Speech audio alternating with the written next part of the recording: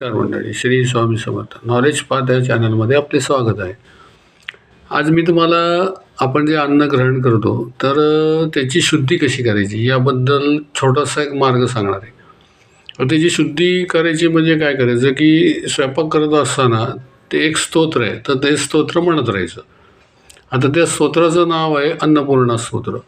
आता हे अन्नपूर्णा स्तोत्र हे पार्वती देवींचे स्तोत्र आहे आणि ते स्तोत्र म्हणत राहिल्यामुळे स्वयंपाकामध्ये त्याचा चांगल्यापैकी इफेक्ट ते तिथं येतो आणि ते अन्न अतिशय चांगलं आणि स्वच्छ बनते आणि ते अन्न जे पुढे जो कोणी खातो तर तोही निरोगी आणि बलवान बनतो.